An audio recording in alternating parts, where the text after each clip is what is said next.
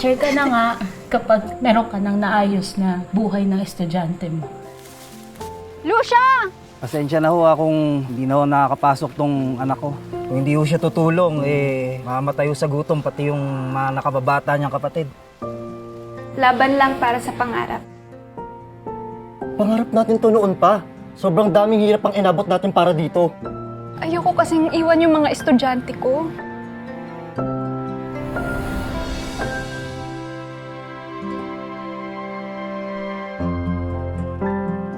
Tamad na magturo, puro pati dreaming. Sinabi mo pa. Sino hindi nakikinig? Sino sa inyo ang makakaulit sa report? Ma'am! Ma'am Vigia! Ma'am Vigia! Ito ang growth na nakita natin sa brain mo. Mahal na mahal ko nga ang pagtuturo noon. Dahil ngayon, minsan, hindi ko maramdaman mahal ako ng profesyon na ito.